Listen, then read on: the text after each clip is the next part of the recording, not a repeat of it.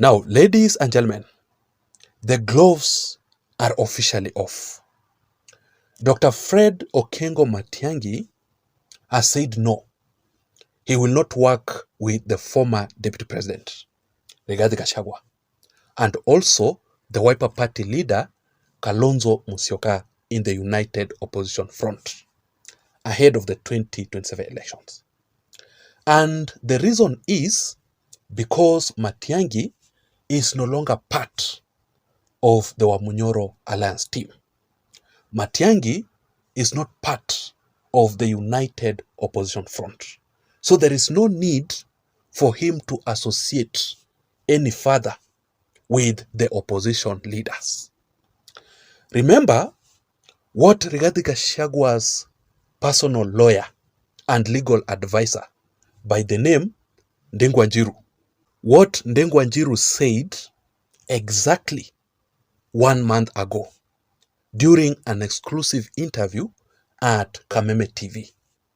During that particular interview, Ndengwa Njiru said that Dr. Fred Matiang'i can no longer be trusted any further in the opposition because Matiang'i is William Ruto's mole, a state project.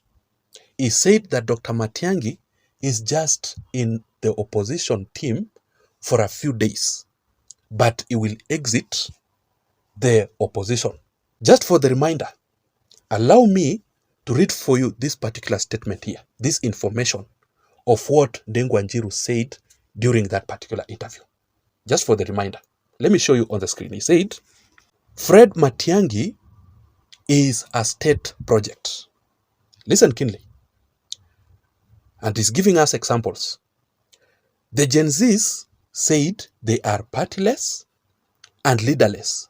Then suddenly, the Gen Zs started hyping up Fred Matiang'i.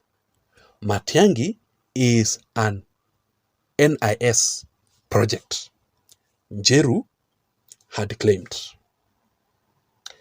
Proceeds to say that the lawyer had also raised concerns about Fred Matiang'i's commitment to joint opposition activities, citing instances where Fred Matiang'i or former CS had allegedly declined to participate in collective political tours.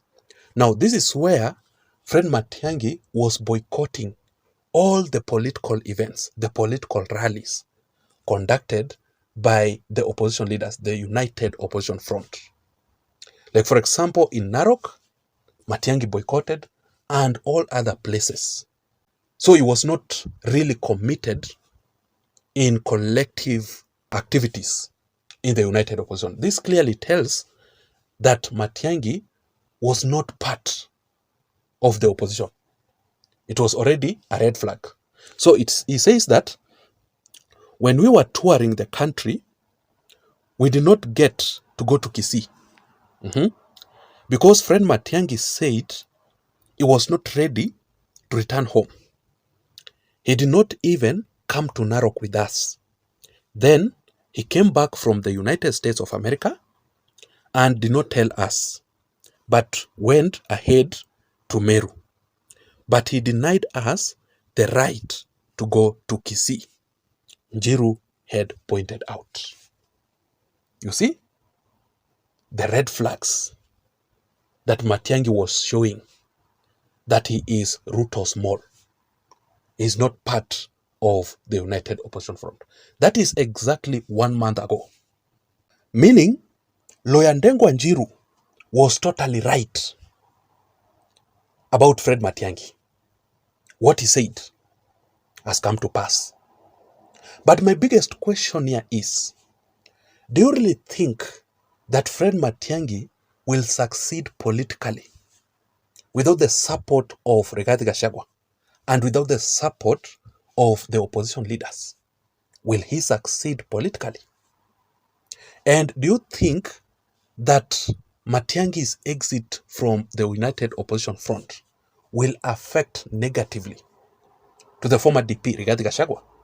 Will Rigathi Gachagua be able to remove William Ruto from power and make Ruto a one-term president?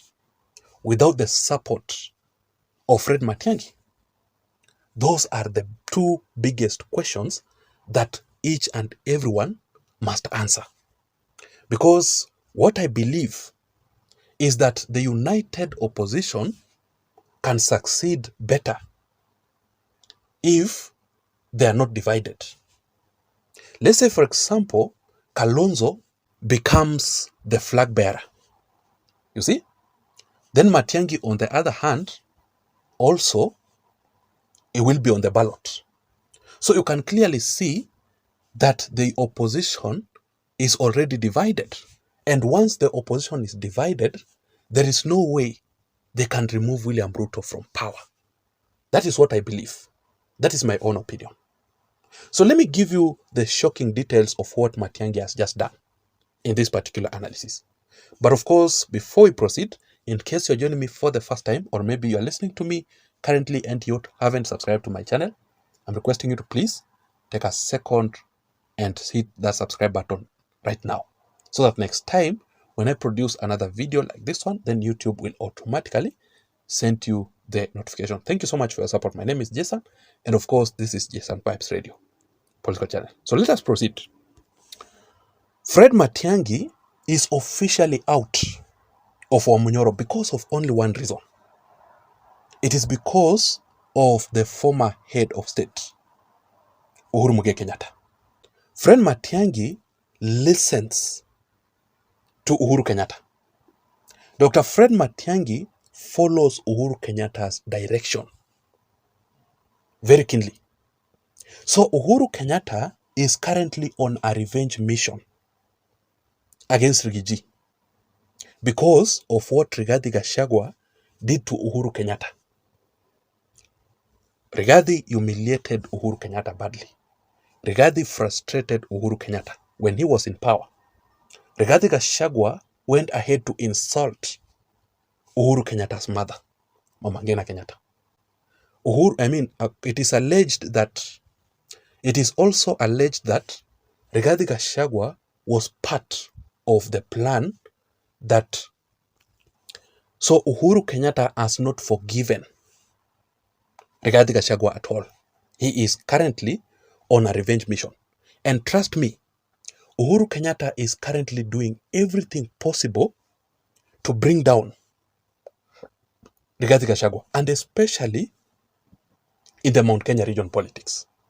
And that is why, number one, Uhuru Kenyatta is reviving his Jubilee Party so that the Jubilee Party can compete with Rigathi Gachagua's DCP party in the Mount Kenya region. Now, the competition between Uhuru and Rigathi Gachagua's DCP will obviously divide the Kikuyus.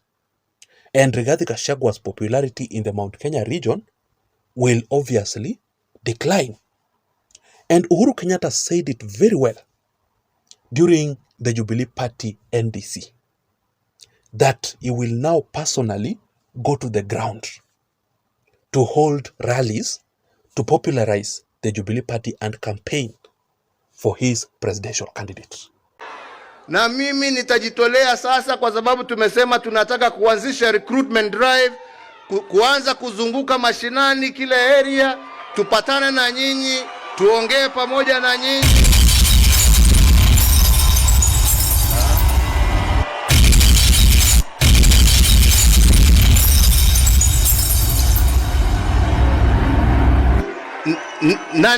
Na ndio pamoja tujue mwelekeo wa kesho.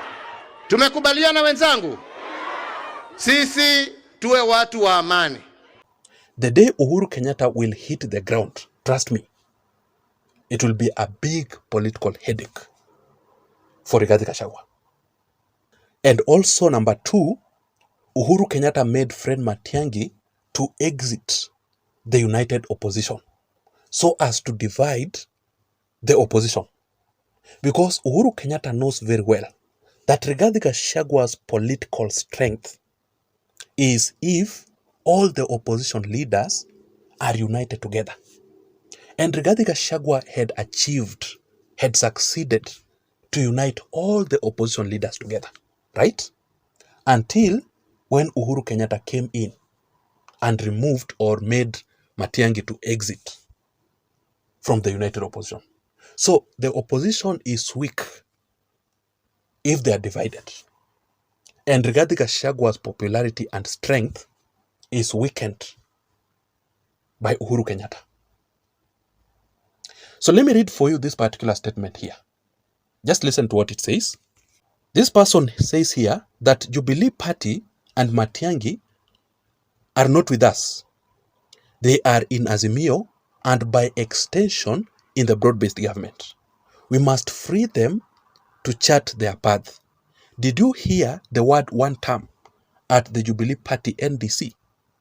We in the united opposition must stick together and focus on the prize. Kalonzo Musyoka shall find a good deputy from Western.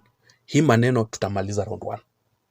So Matiangi is clearly not part of the united opposition front. Matiangi will not work with Kalonzo and Rigiji ahead of the 2027 elections.